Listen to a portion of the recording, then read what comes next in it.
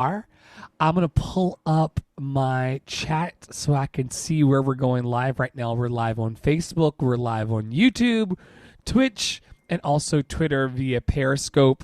Thanks everybody for being here. It is September 30th, the last day of September. This year's almost out of here. Tomorrow will be October. As we move forward into fall, please give us a chat, give us a shout, letting us know that you're here as we assemble. Kim had to go and run and grab her drink. Matt already had his. And then here I am with my cauldron a la Game of Thrones. Hey, guys. Hey. How's it going? It's going well. It's going well. You're having a good night? I'm having a good night.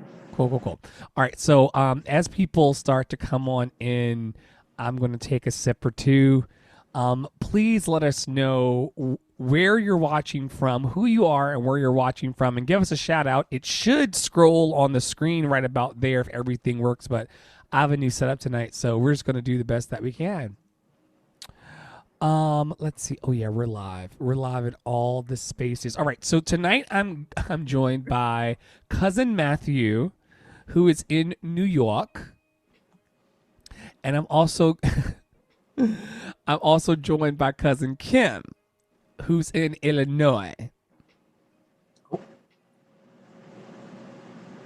I think you're muted. Oh, I was muted. I was like, wait. There you go. Hi, how's everybody doing? So we're just going to chill for the next hour or so and just talk about love and life and madness in the times of COVID-19. Did you all see any of that debacle called a debate last night? I refused to watch it. I said, you know what? This one I'm gonna sit this one out. Oh, my theater teacher's here. Hello, my baby. Hi, theater teacher. My high school theater teacher, Jeanette Mungo's here. So you said you weren't gonna hang out in this. I was like, you know what? I'm gonna sit this one out. I'll let you guys handle that. Smart idea. And see how that goes, and let me know how everything goes later on. Hit me up. But I was. So what did you? So just for curiosity's sake, because I suffered through it with so many other countless Americans, which was a mistake. Probably the mistake of September. I'm glad that September's over because that would be the mistake. I think I was just too much. I was like already just like, no, my anxiety is kind of a little bit wacky today. You know what? Let's not. If I can control what I watch, I can control what I stream. So come on, control. Very true. So I said, I'm not gonna watch it. I'm not bringing that energy into my house. I'm not bringing that energy into my spirit. Mm-hmm. I said, you know what? Hey, I know if anything big happened, anything is said, I have all my friends on Facebook. So what'd you hear, Kim? We got 7 viewers now watching your lovely faces on the board. That it was a complete mess. The clips that I saw this morning, I was like, this was a debate. Okay, so Matthew, how did it go through your lens last night? We're joined, by the way, everybody. Thank you so much for watching. We're joined tonight by Matthew Schrank and Kimberly Dacas, both members of the Love City tribe and team. Matthew is a fantastic menswear fashion designer and couture yarn maker, and Kim is lost a whole person in her fitness journey, like literally a person. And we'll talk about it in a little bit for those people that hang on. But back to the debates. What happened last night, y'all? Well, I forgot to watch immediately, so I missed the first portion of it, which I think is probably a blessing in disguise. Because as soon as I turned it on, I just felt my heart in my throat, and I was like, "Oh, his voice!" I can't even listen to him. And he Biden would be talking about something, and he would just interject these little words to try and throw him off and spin him. And I'm like, just let the man finish his sentence. Let him finish his statement. You can't shut up for 2 minutes. It was a lot. It was like, and I mean, the combative and kind of just Childishness of these two old ass men. Yeah, I mean, it's like, do we really have to like? It reminded me of the men that like grumble and like argue on the Muppets. Like That's what I thought of too, but they were not as entertaining at all. Because all of it is like this big like sketch comedy show that's happening where like everyone's yelling and no one can hear.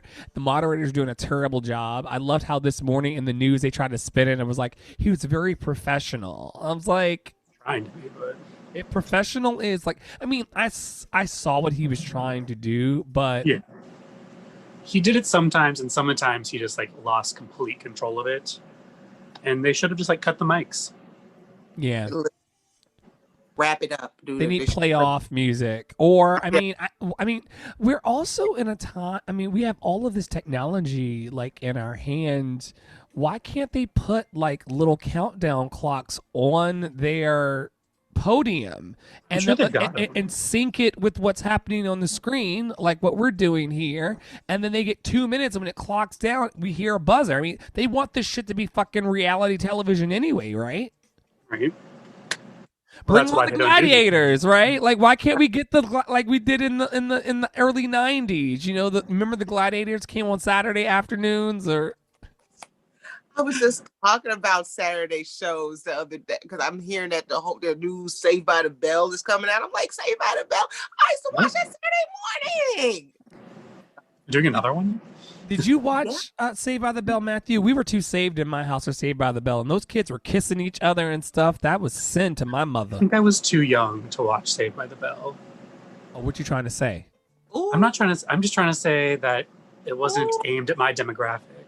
Let us know, viewers and listeners, tonight on listening to the Get Report, happening every Wednesday at 9 for your encouragement. Did you watch Saved by the Bell? Were you allowed to watch Saved by the Bell? And if you did, who was your favorite character? Or were you in a sanctified house like I was raised in, where Christ was the only bell that was going to ring in that moment? The only thing that was going to save you. Say it again? Christ was the only thing that was going to save you. That's it. Not no bell. Ain't no bell because the bell wasn't in the Bible. Exactly.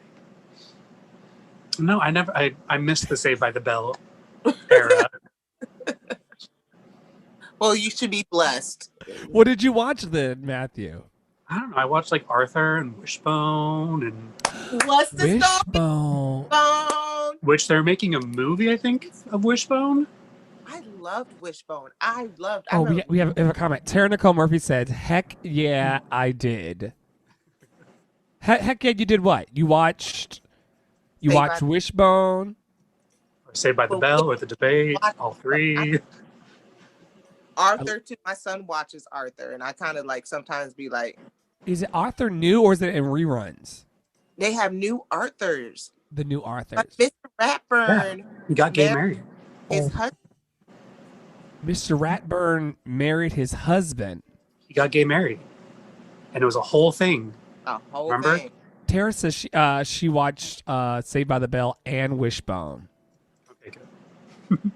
Wishbone was magic to me because Like- he actually became those characters, y'all. Yes. Oh, yeah. You remember when he was Sherlock Holmes in the little hat and the little jacket?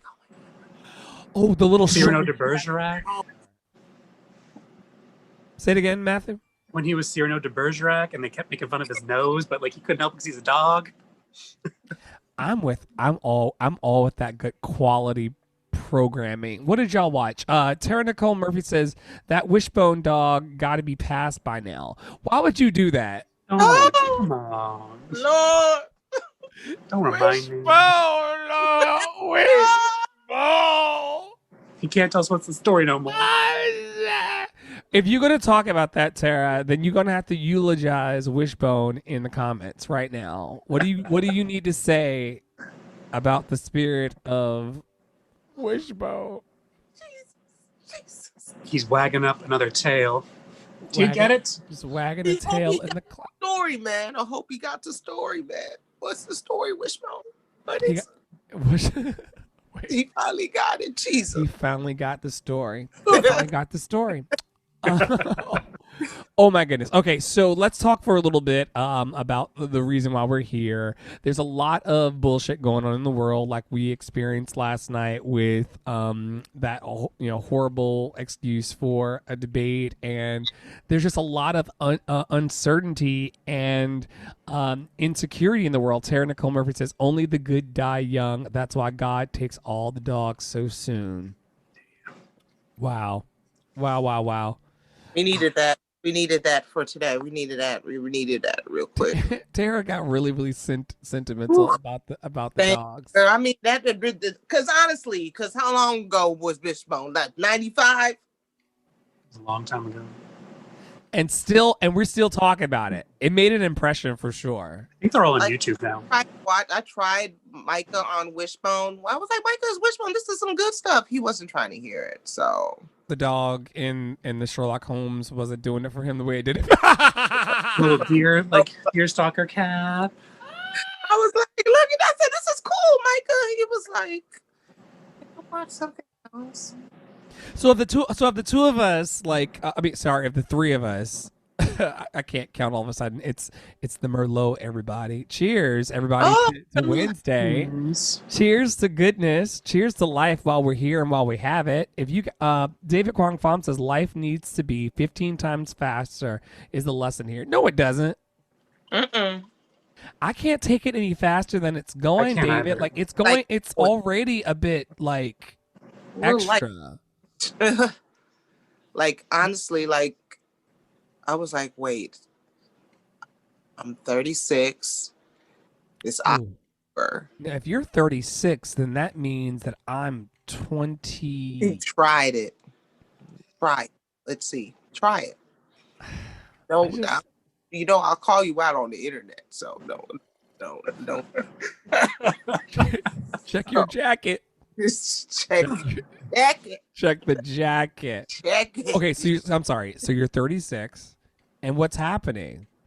Like, okay, so I turned 37 next February, or this February now, I guess, because October starting tomorrow. Yeah. Okay, and like this year has been so fast, even with COVID. I feel like everything was going lightning speed. It's not slowing down, is it? But still, like we're in quarantine. But I feel like,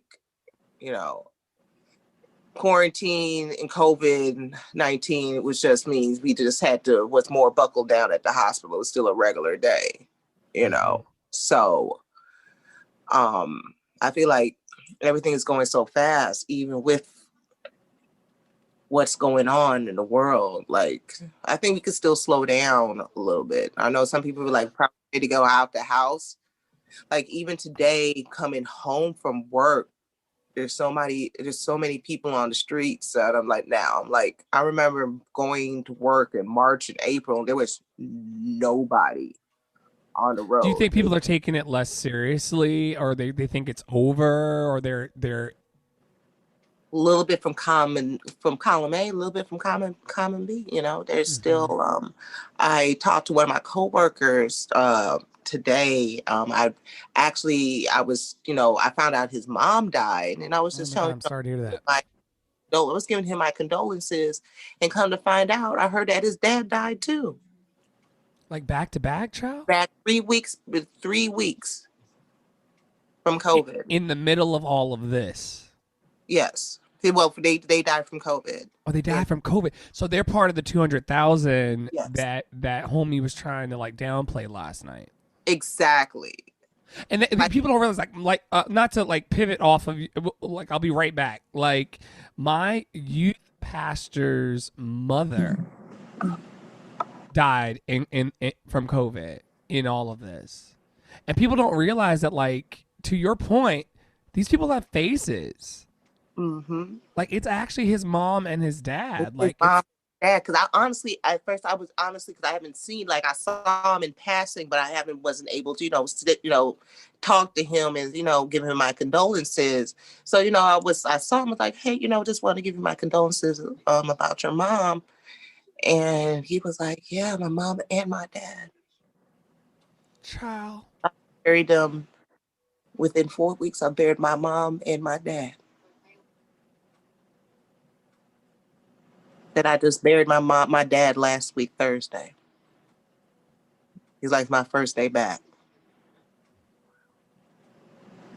And and the thing, he wasn't crying. He's like, I've been going through a lot about it, but when he told me that, I started tearing up like this automatically, like, oh my gosh.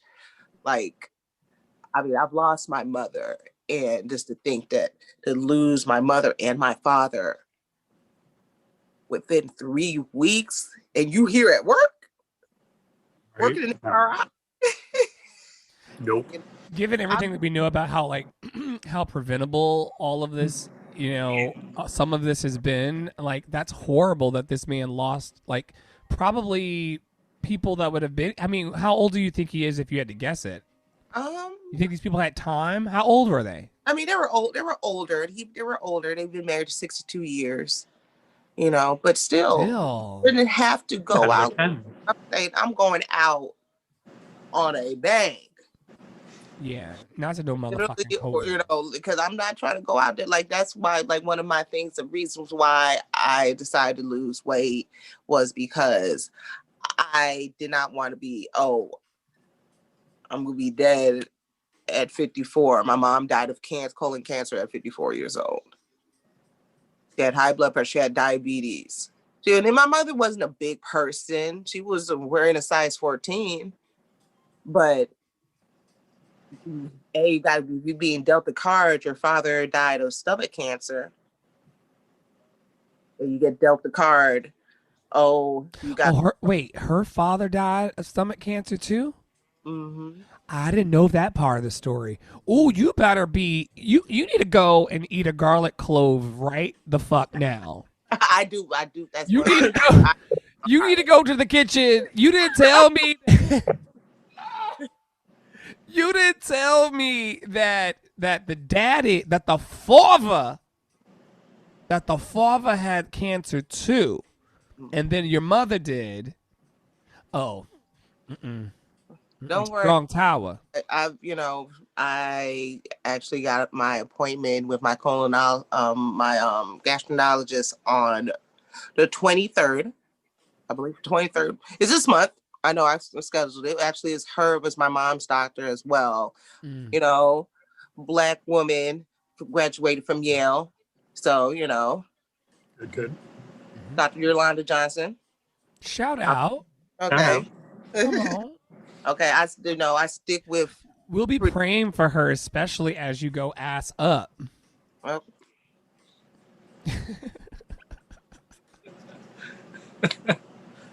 Well, I decided that I'm not going to do my colonoscopy at the hospital that I work at, because I was like, I'm going to be. Could you imagine if somebody pulled the fire alarm, or if something happened at where you work? Like,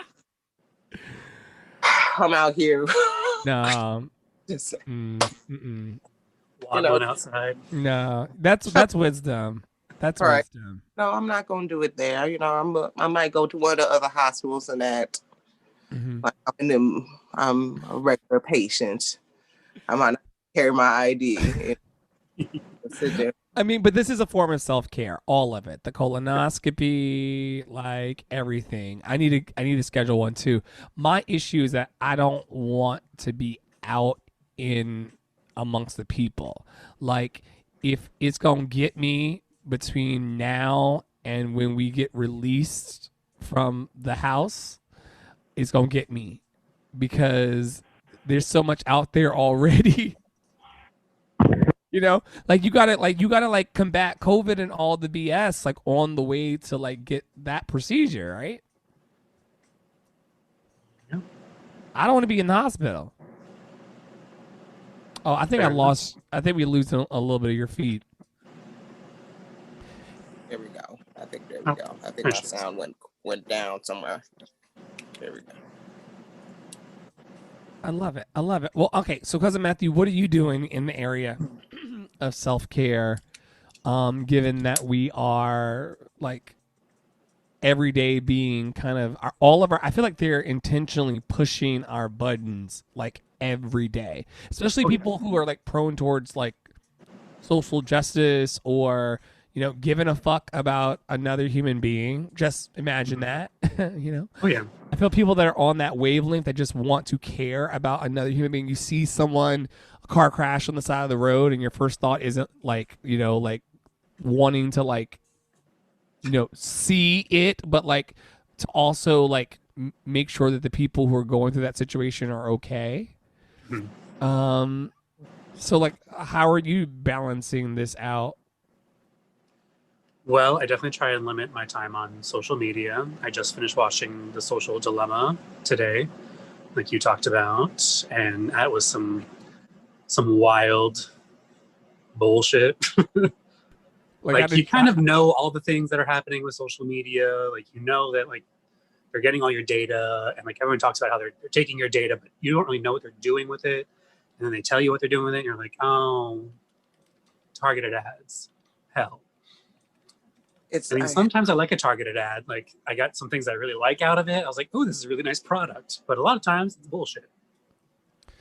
So yeah, sometimes I'm not against a well-placed targeted ad as well, because sometimes it kind of speeds up the process. I'm like, I was looking for that because now I'm gonna tell the whole world. I'm actually looking for an air fryer, that air fryer, convection oven, toaster oven hybrid thing you sent me, Kim. Oh. But do you know that you sent it to me, and we can't talk on the public space about how you sent it to me, but you sent it to me there, and it was like cheap, right? Wasn't it like $40-some or something like that? I looked back, it is $157 now. It must have been on sale. I told you to go get it at that time. I told you. She told you. Told you. I told you. Go ahead and get that. I sent you because I'm looking for a microwave air fryer. Oh. And I already got one I'm looking at, but I don't know. Is that really they're combining all of it? Is that a thing? I just don't fuck with microwaves anymore because my cousin got me into for those of you who don't know out there who are listening to this back, like I live with my cousin, which was a childhood dream come true. And she, for some reason, does not do microwave food as a holistic practice. And so we've just never had a microwave here for the last few years in this space. Yeah, you've been here countless times, and there's never been a microwave. We've always heated the food. Yeah, you have a toaster oven, but you don't have a microwave. Yeah, and we've heated. I mean, we just did it like like our ancestors did. But what our ancestors did not have that we have is the oppressive yet lovable Amazon. And Let me tell you something. The moment that I can find, because I think what you showed me was perfect, Kim, because it'll sit in a toaster oven size slot. Has anybody out there who's watching tonight on Twitter and Facebook and Twitch and lovecityarts.org, have y'all seen these hybrid fryer, convection oven, toaster oven beauties? I have not. I've seen the Instant Pot air fryer combo thing. I know everyone loves that. I got one the other. I love my Instant Pot, but it doesn't have the air fryer. It's kind of more of like Instant Pot crock pot. Yeah. It was on Amazon. Got me one day. It was 50. It was like 70% off, and I was like, I'm gonna get this. Go crisp plus air fryer to kitchen appliances. Say that one more time. I have a slight addiction to kitchen appliances. I used to too. Now I don't have space for them, so I can't. That's what I was about to say. That's exactly what I'm running out of space. So that's why I'm like thinking about the microwave air fryer, because my microwave, she's getting up there in age, so I think it's time for her to. You don't feel like the microwave takes the flavor out your food? No. I don't think it does. I mean, there's flavor in my food regardless. Let us be flavorful. So let us be clear in front of the Lord and everybody that no matter where her food is, it is flavorful. Exactly. If you got some flavor in it, you ain't got to worry. Okay, so if the flavor is gonna come out anyway in the microwave, I warm up food at work and be like, "Ooh, what was that?" What I cooked, or what was the barbecue, or whatever, For those of you tuning in and just popping through, this is a good report on Love City Live. We just sit on as Muffets on Tuffets on Wednesdays with Love City Arts cool kid friends. Kimberly Dacas Wilson is actually a board member at Love City Arts, and Matthew Schrank is our head of fashion. And so we're featuring some of our team members tonight this week, but also centering love and the fact that the barbecue in the microwave at work makes everybody ask, Kim, like they be look, like now Tara's out here saying that the microwave doesn't make it hot and it doesn't stay hot as long.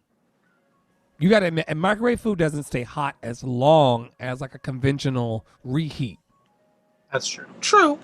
That's true. That's true. That's true. So point to Tara. Anyway. Say it again. So what'd you say? I warm my food up for like 2 minutes. I'll be like 2 minutes. I'll be back. So you say it's half cold anyway, like you're eating gazpacho when it should be like no. My food I like hot food. So I'm gonna warm it up for 2 minutes. It's gonna be hot.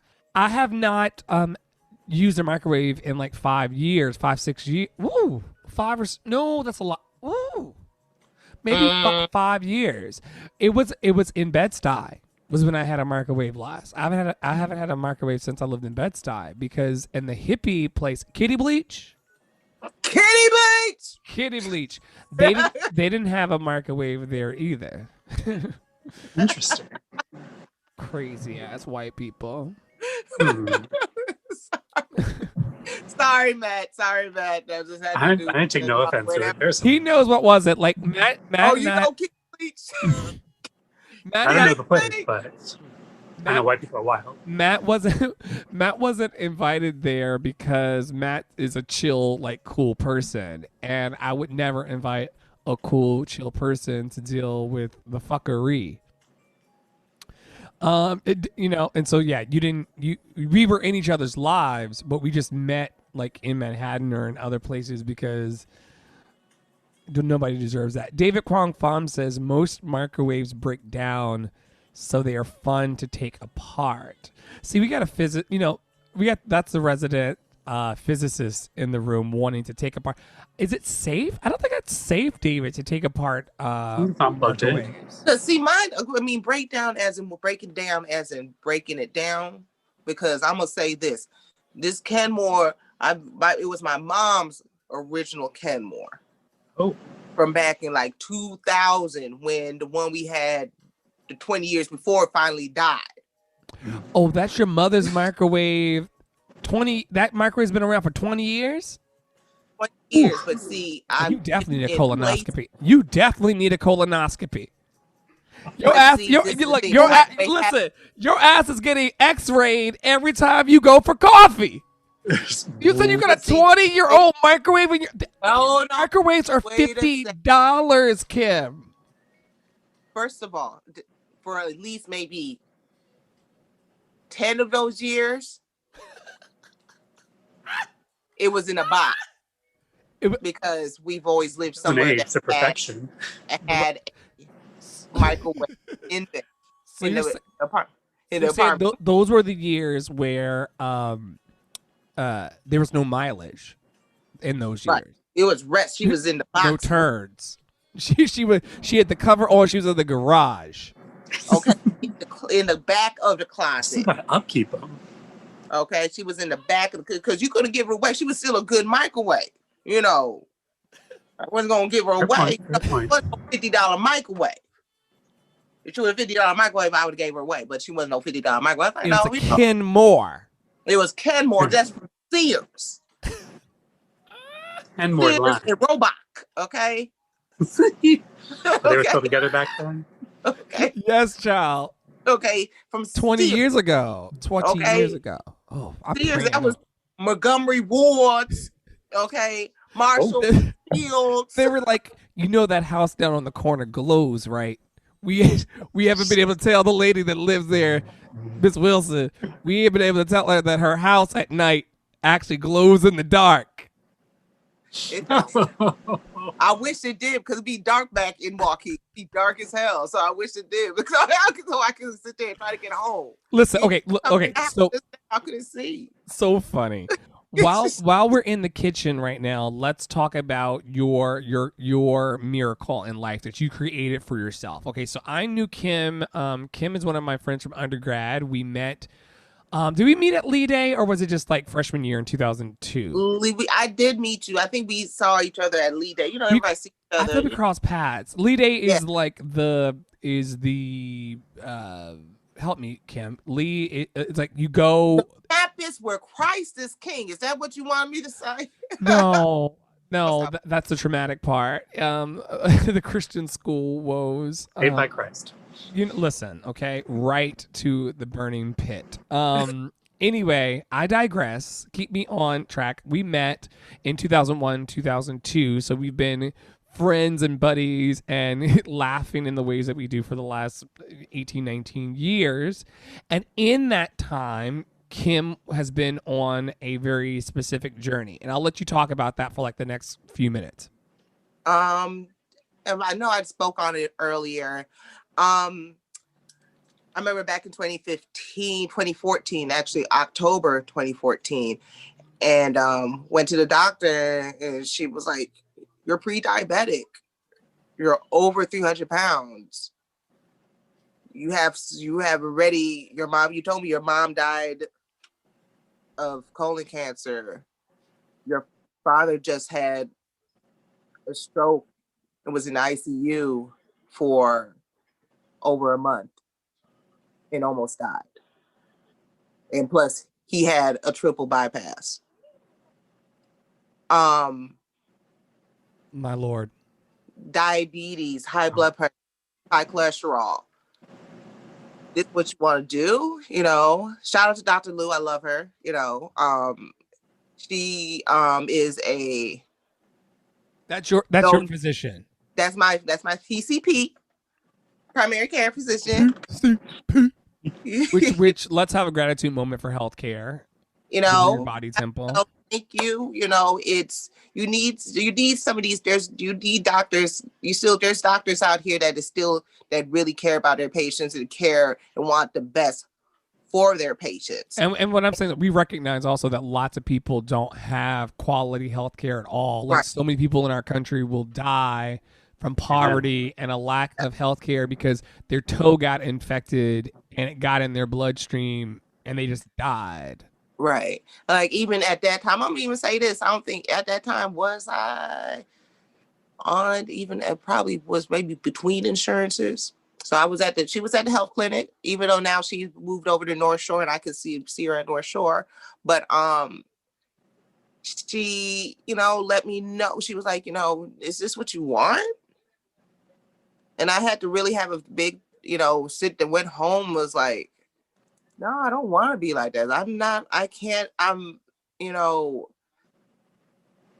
My mother died at 54. 54 is young nowadays. 54-year-olds are, doing marathons and all types of stuff. So I can't do that. That's not cool. That means half of my life is over then already. So I decided, I took a look at myself in the mirror and I was like, hey, I got to do this. And I know it's going to be hard, and just took little steps and take one thing is, hey, cut this out. Let's do a little bit more movement. Can you talk a little bit about that, like that moment? And I'm sure it's like a series of moments. It's not like one moment in time when like the sky opened and like the tablets came down and you were like, oh. Right. and you were like, I must never eat another donut in my life. Like like you said, you looked yourself in the mirror and you made a decision. Was it just that resolve for you that made It's that just happen? I was, you're tired of being tired. And I want to stop here and anchor this because this could be for anybody that listens in the podcast after or that's watching live. It doesn't have to be 300 pounds. It doesn't have It could be anything. It could be porn addiction. It could Mhm. be, I don't want to say depression because that gets into like clinical things, and I'm definitely no one's doctor. But But like, I mean, you could say it too, because I mean, I was depressed about a lot of things and just not happy about how I was living and using eating my feelings. I had to recognize that I ate my feelings a lot, a lot, a lot, a lot. You I've been know, guilty of that in COVID. I think I've shared that with you, Kim. But like Mhm. on It's the definitely in COVID. I know, like, I was even, my aunt sent me a picture of me last year, and I was like, wait, this last year, but we've been going through a lot together as a we're going community. through a lot and just figuring out into, just, oh, you had to be at home and we Matt cooking takes a big drink. meals. And, It's been you a have to lot. drink on it, Yeah. Have a we drank drink, a lot. celebrate. We drank a lot during COVID, just trying to sit there, just like, man. And I know the calories are empty, but I'm like, fuck it. Like, They feel good. yeah. Many lasagnas were made. Easter was during COVID. I think there was a turkey, macaroni, and cheese. It was like Thanksgiving all over again. So All what the do you signs. feel pulled into and called into right now as it relates to your body? Like, are you happy with your body temple right now? Is there like Um, I was actually talking to my husband about it yesterday. I was like, shout out Mike? Mike, he's so Hey, Mike. so I was like, yeah, I lost that weight, but I thought maybe I got to the point that I might have was too skinny. If that makes sense, or maybe too skinny for my, Yeah. like, No whoa, no no meat on the bones for what you want to. Yeah. right? Like, wait, hold Your on, like your I was own personal jiggle quotient. right. And I was Right? like, oh, like I looked at a picture, I was like, wow, I got, so I'm kind of glad to release putting some of my little weight back on. I put a little bit weight back on, but also I've been doing a little muscle building too, trying to been doing push-ups and doing more squats and lifting a little bit more. So I'm building muscle. So yeah, even with the weight I did put on, I know there's a lot of it is muscle. And I wish I needed my muscle. I needed my muscle back too. So Yeah. didn't want nobody to think they could take me out here. They all, You ain't taking nobody. I'm Ain't still no solid. okay. You'll lay them out. Still Ain't nobody getting disappeared out here. Okay. okay. We ate good during COVID. We ate good. We're blessed. Like we were getting free meals in the hospital. A lot of companies did donate food, so there was that. Oh, that's right. I should say that Kim is an essential worker, and so Kim has been working at her healthcare center locally throughout this whole thing, Nonstop. top to bottom. So thanks to all of the essential workers out there, and thanks to you, Kim, for because I know that particularly. Kim and I, that's my sister, and we talk every day. And in the beginning of this crisis, when no one had any clarity on what it was, even that was taking people, Kim still had to go into that hospital not knowing any of the facts. And I know that that took an emotional toll on you as well. So thank you for, doing what you did in your work. Thank you, Kim. You're welcome. I mean, honestly, like looking at it now, will I do it again? No, but but You said looking back. That's you. That's a different response. Some people usually say. You said looking back, if you had to do it all over again. And Tara's clapping for you through the internet right now. Thanks for being here, Tara, and everyone else on the live feeds and live streams. I mean, I'm just gonna be like go. It was crazy because literally every day it was something new. It was something different. Oh, yeah. We're going different protocol.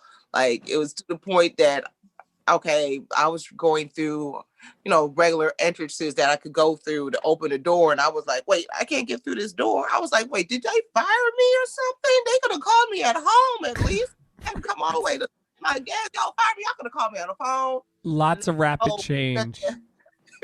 Lots of rapid change was happening. Yeah. Like right there was no, hey, this is what's gonna happen. No, they're like, like right now we're still going through one door.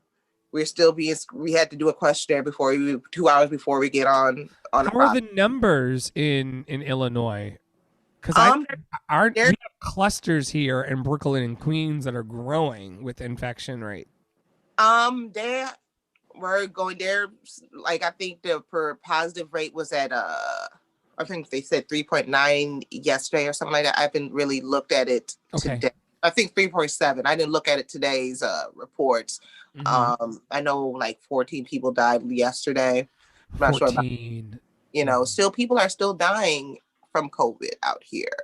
It's not over. I mean, I know there's people that are like, it's fear. You don't have to be fear. You had to be smart.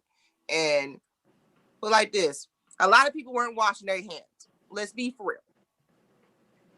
Oh, well, we know that a lot of people weren't I was having a discussion with one of my supervisors. She was like, oh, just make sure, you clean after yourself and clean your desk and use hand sanitizer. I said, I do this regardless. You were doing that before even COVID. Before COVID, I keep bottles of hand sanitizer regardless, and having soap and social distancing and disinfectant. Like anybody out there, let me say this because anybody has a can of Lysol. If I could get just one can of Lysol, I will even just one spray a day. I wouldn't even just one can of Lysol. Just need one can of Lysol. Matt, is there any Lysol up in Harlem? Spray Lysol? We got Fabuloso. Is that okay? Fabuloso, dude. I see that in the stores now. I don't see Lysol. Kim, I didn't know that it was still that bad for you. Of course, you just need regular antibacterial Lysol. The aerosol disinfectant. Can you not find Lysol on the internet anymore? They have no Lysol. I even went to a more affluent neighborhood. I was like, they're gonna have Lysol in here. Oh, it's out. Okay, so does anybody that's on the call tonight and anybody who is watching and listening in the replays on the podcast that I got to catch up on and make sure that all of those episodes get uploaded with the audio? Anybody from S.E. Johnson, a rap? Yes, and so Kim is looking for professional Lysol name brand disinfectant spray. If you live in a community that has it, we will cash app you money plus shipping to send it to LCA headquarters, and then we'll get it to Kim. Go to the store tomorrow. I'll take a look. One can is all she needs. Can it only be the aerosol, or can it be like the spray bottle, without the aerosol? I have disinfectant as in sprays. I need an aerosol, quick aerosol. Make sure it's all kills 99.9%. Okay. Hey, viruses and bacteria. Just have to. You just gotta tape it down and throw it in the office and run like a bug bomb. I've been spraying this. I've been spraying the other stuff. Just been let me just. But it doesn't mist in the same way, right? No, Tara, not wipes. She's looking for the actual old school down by the sink can. Aluminum can. Aluminum. They got the blue cap. They got the white cap. I think they got a pink cap one. You got a yellow one got, too. You got no cap right now. Oh. But somebody has a garage full of it. Somewhere. They're charging $15 a pop. Just touch the hem of the garage door. If you could touch the hem of the garment. No, she's talking about it's the Lysol disinfectant spray, the 19-ounce can aerosol. 99.9% of viruses and bacteria, kills over 100 illnesses causing germs, including cold and flu viruses, kills odor causing bacteria. Huh? Are you reading the Amazon page? Sure am. Okay, like, you just rehearsed, or you just knew, or making it up? Could you imagine if? Who do I look like carrying around fun facts or Lysol disinfectant spray on the tablet of my know the randomest things. Here. Some people would know everything about Lysol. Somebody's got to. There's somebody out here. I bet there's at least one person who can name everything inside the Lysol. Yeah, I mean, the numbers are that. There's more than that, but it ain't my ass. No, I got a second screen over here. Okay. I'm just reading the shit so that people know specifically what Kim has been asking for this, and I cannot help because I've not been looking for it the way I'm supposed to when I'm out, and I don't go out much because I'm trying to like not die. That little small fact, It's crazy. But that Lysol disinfectant spray. All right, so Target has it. Wait, where you see it? On the internet. Target says it's in stock. Wait, Target.com? Yeah. 1 second. My Bronx terminal location has limited supply. Ooh, see, that's like 2 cans. It's actually in there. I guess it means that I'm shopping at that store. I don't. But you don't live up there. That's the closest one to me. It's just across the water. Oh, it says that we have it in stock too in Queen's Place. Tara says she found a case of 12 for $204. Wait. I mean, I'm sorry. What was it? She says right there she got a case of 12 for $204. What a steal! That is absurd. It is $5 a can at Target. Do That not, should be a Tara. $60 case. Tara says, Tara, stop. Tara, stop. Tara says, what is this line? How big is this case? Tara says that's by me. I can put in an order, pick up tomorrow. Do not. I repeat. Kim's ass. Are these drums of Lysol? Well, say this. It's a fucking Breaking Bad size drum of fucking disinfectant. No, Tara, I would. My grandkids will still use that. It's so. I don't know why they won't ship it, but they say it's in stock about 2 miles of a walk. I guess it is $20. If you buy it on Google, it's $20. It's $12.39 over here. Well, not eligible for order pickup. It's because like they want you to go in there and see the shelf fucking empty. This is the reason. And if I go in there, let me tell you something. If they get me out here, I'm like, oh, $12.39, such a deal. Queen's Place, right down the street. If I go over there, and they say, have you checked at Home Depot, Kim? Ooh. Well, I just found it online at Home Depot. Cousin Matthew is so resourceful. Let me tell you. Yes, because honestly, could we talk to Cousin Matthew later on about the holiday special and the fashion? Because I do want to. Which holiday special? Yes. Okay, wait.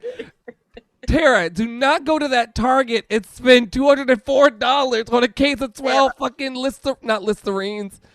It's the same, the Listerine of the air. No. Tara, I appreciate it, dear, but no. No, not for $200. $204. And 4, you gotta go. You're gonna have to go get a 10. I will throw. Shipping on it? I will throw boiled water in the air.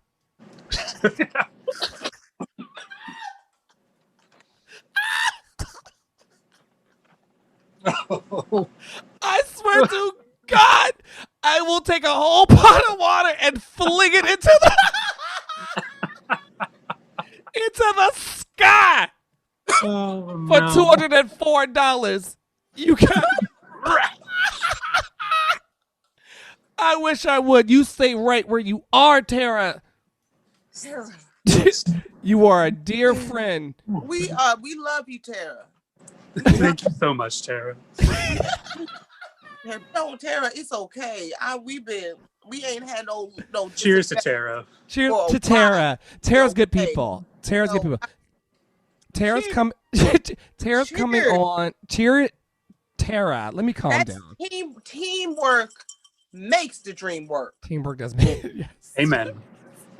Tara is a participant like cousin Matthew and Won't You Be My Neighbor, a white person who gives a fuck about Black lives for a change. And I was going to wear my shirt on here tonight, but I'm wearing on it. Maybe So you wore your skin instead. Thank you. Yeah, thank God. Yes, you are blessed and highly. Speaking of clothing, oh my goodness, the ramble of all rambles. Matthew Schrank is here, the head of Love City Fashion. Could you tell us a little bit about what lights you up and makes you come alive about fashion personally, and then what's making you come alive about Black people in fashion right now? What makes me come alive in Actually, tell us about Black people first, and then tell us about you. Fair. Black people in fashion. It's such an interesting thing that I've been learning more and more about just since George Floyd's murder and since I've been in school. I went to FIT, the Fashion Institute of Technology, and when I was there, I think it was the semester before I went there, they had an exhibit just on Black fashion designers, and it was limited. I think it was limited because as far as archiving goes in a museum, they probably didn't view Black fashion designers' work as important as other major brands, and because the fashion industry in general has not viewed Black fashion designers as worthy as white larger name brands were either. But I learned about a lot through that. And through that, I learned about fashion history. There was something called the Battle of Versailles, which was a major fashion competition between America and European fashion. And long and short of it all is America won that battle, quote unquote, because they included Black fashion designers and Black fashion models. But since that time in the 80s, that's completely been forgotten. Like, you see the same 10 models walking down the runway. Everyone talks about the same 10 designers. There's a few that break into it every now and again. So the major one that is at the top of my head right now is the creative director of Pierre Moss, Kirby Johnson. God, I always forget his last two names, and I feel like an asshole for it. It's no. It's fine. It's fine. It's Kirby at where? Pierre Moss.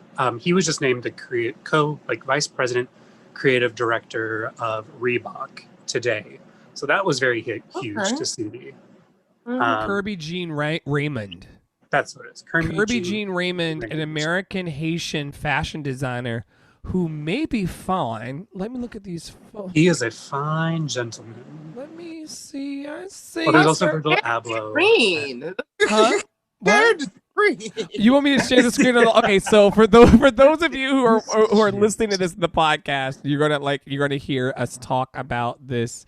Look at this beautiful Black man, Kim. He's so beautiful. He's so intelligent. You see him with he's hair? a smart man. That's why I said I wanted to see him. I think I've heard about him. Kirby Jean Raymond, Black Excellence. Pierre Moss's Kirby Jean. Look at. That's his brand, Pierre Moss. Oh, this is his brand. It's his brand. Yes. But he's co-creative director of Reebok. That was announced today. And he had like a whole like series of Instagram posts about that. What are you saying? Speak up a little bit. You're saying that he got announced as who for Reebok? The co-vice president or like creative director of Reebok today. Oh my goodness. Okay. So Do that's you a big think deal. it is a big deal? Do you think it's a diversity hire for like points amongst the blacks, or do you think he'll actually have some like influence in the creative process? From what it sounds like, that he's been working with them for a while right now. So it does sound merit-based, I guess, quote unquote. Not just a diversity hire. I think that that's always part of it because the fashion industry has become under a lot of scrutiny for its lack of diversity recently. Mm-hmm. So I think that's always going to be a part of their hiring process, which has its pluses and minuses. But he's definitely worthy of it. He deserves it so much more than other designers do. That's for sure. I love it. I love it. Okay, so we'll come back and talk about him and like do it on him in a second. I want to talk about the moment when you first heard scissors cut cloth. Did you have a semi? Were you fully flying? Were you flaccid? How turned on were you? And Kim, I want you to think about this too. This is a very serious question, ladies and gentlemen, on Wednesday evening. I had to sit back and like you had to sit back and go, it's a reflection. Light a candle. Mm-hmm. Stroke the beard. Stroke the beard. That's exactly it. So were you flaccid? Did you have a semi? Or are you full on in your element when you, as a fashion designer, first heard scissors cut cloth for the first time?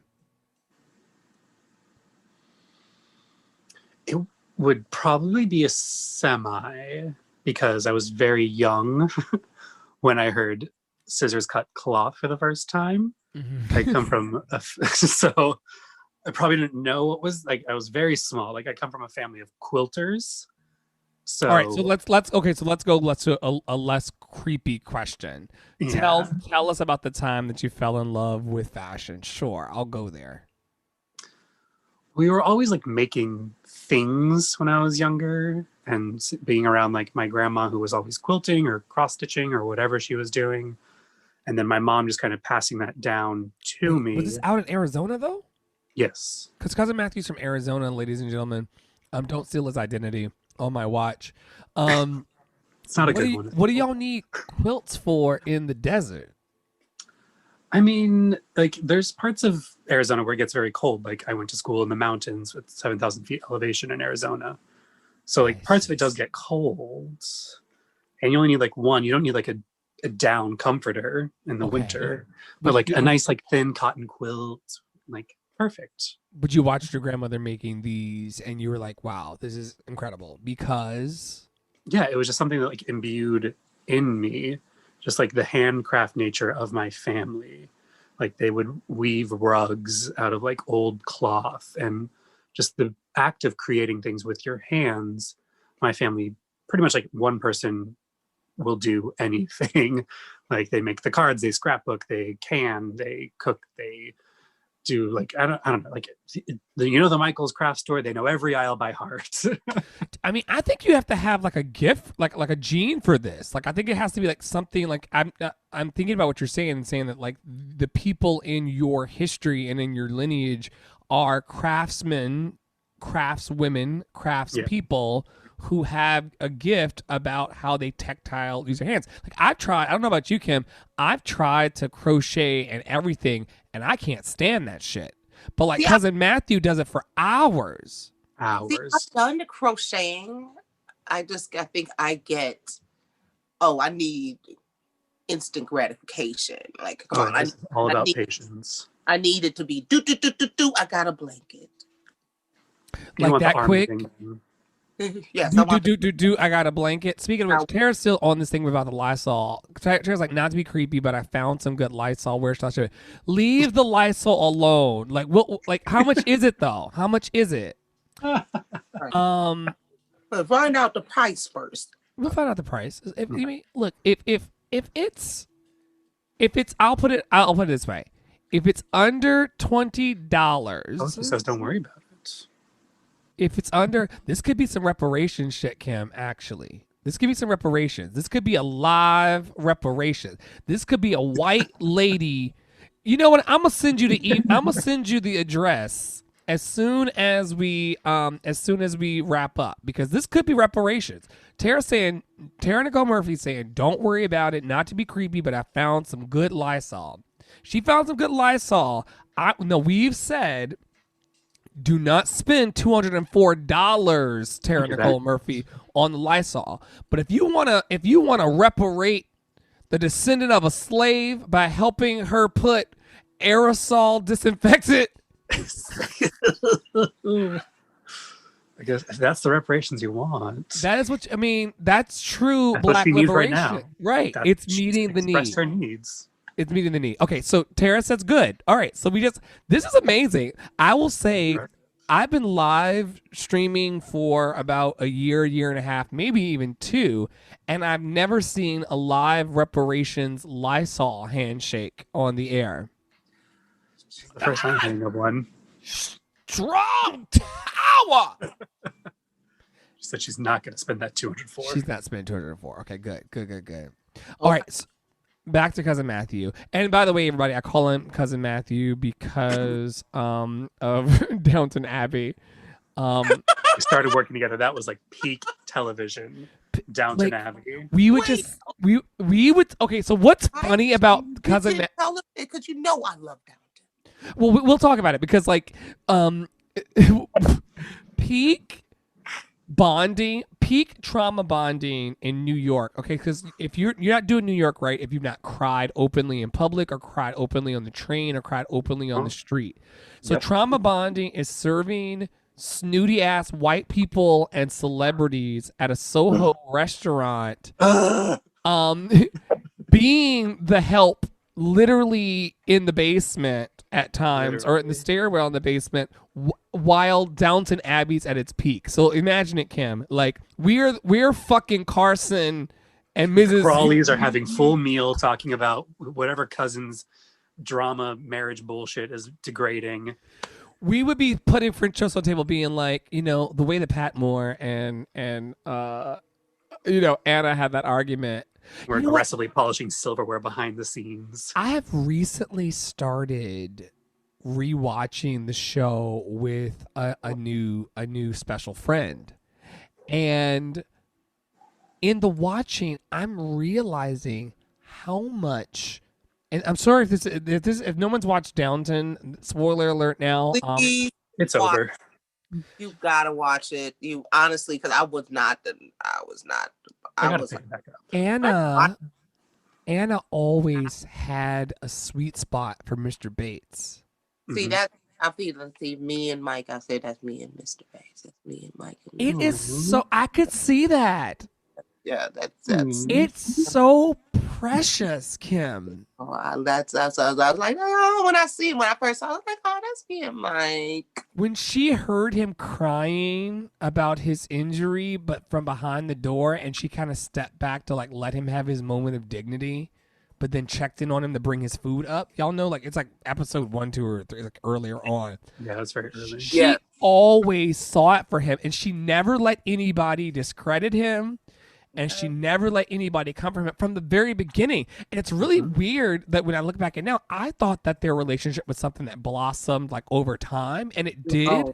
But they were tender to each other from the very beginning.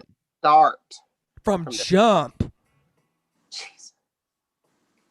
From the moment he got there, because remember, he was a war compatriot, or a servant of, or like a war buddy of Lord Grantham. Lord Grantham, yes, Lord Grantham. Any other Downton Abbey fans that are listening in replays or watching this now or listening right now, Lord Grantham was war buddies with Bates. But he ended up working for Bates in the basement because of his station in life and his injury and all that stuff. Oh my gosh, y'all! When Lord Grantham chased down that car that was taking Bates away, and this is not a bad spoiler. This is like episode 1 or 2. These There's niggas, still a whole 6 seasons left. these niggas in episode 1 or 2, and these are white people, by the way, not ontologically, but like. But there was a black person. There was. Don't give it away. Don't give that away. Don't give that away because it's a lot of white people. But like, but there is black. There are black people in Downton, of course. There's black people on Earth. Imagine that. And we don't breathe fire. And if you do put bullets in our bodies, guess what? We're gonna fucking die. You don't breathe fire? Wait, what? You didn't know that black people breathe fire? You didn't know we can lift cars and fucking, huh? That's what I was told by white people. Exactly. You know we're invincible. You didn't know you could shoot us fucking 15 motherfucking times and we'll die? Asshole. No. What? You didn't know that? That's crazy. It's fucking wild. But there are black people on Downton and it's chill. And they hit you in the chest. Episode 1 and 2. When he went, "Stop the car!"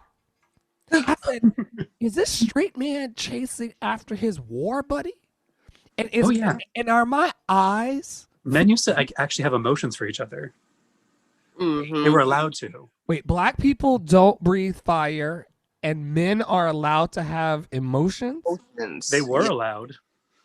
What happened, Matthew? Tell me about it. These weird like revolutions happened where people just decided that they were going to put each other down and make one another feel worse about each other and make up random scientific facts and say it was improper for men to have emotional connections to one another, whether they were straight or gay. Also the fact that like gay relationships used to be normal and was like a complete regular thing. And then Christianity was like, no. And just like a lot of things happened. I blame it mostly on Europe. Also white people. Colonization. Yeah, white people. Jessica Conrad, my friend. Let me tell you something. Jessica Conrad, I'm going to wax poetic for like 30 seconds about my dear friend Jessica Conrad, who I graduated from high school with. So I've known her since the 50s with you, like you as well, Kim. This is like, I know you graduated. You were class of 52, right? And I was close behind. No? You graduated class of 49. I know that Alzheimer's gets to you at times. Oh, shout out to people with Alzheimer's. At least you don't remember last night. I'm probably going to get horrible emails. Please, why, sir? I can't be in leadership and say shit like that, but you like we know it was a joke. It is a blessing. You got the joke I got, right, Matthew? It was a quick joke, right? I got it. And then he just took it. I'm extreme. What can I say? None of you motherfuckers are tethered to my bank account. You be all right. So Jessica Conrad is a friend from high school who I've known since 1998. And what I was going to wax poetic about is the fact that, like, Matthew I've known for my whole time here in New York, by and large. Kim I've known since undergrad. And Jessica I've known since middle school, and the middle school transition into high school. How wonderful it is, and I'm sure that you all have your own examples of this, long-term, steadfast, kind of petty Kim, but ultimately supportive. Like, we petty as fuck. Like, we just petty. I'm petty, petty Betty, but I'm not petty Betty on Sundays. But you still love Jesus. But you still love Jesus. Because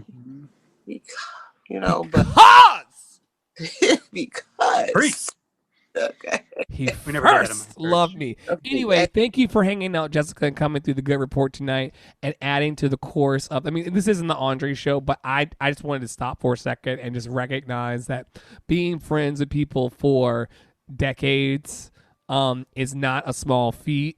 There's a lot of loneliness in the world, and there's a lot of pain in the world, and there's a lot of agitation and suffering. And I know that Matt and Jessica and Kim and I are committed to easing suffering in the world in our own little corner of the sky. And you should see Kim work in the halls of that hospital like Miss fucking Congeniality. How you doing? How's your mama? We found out that home parents died, but I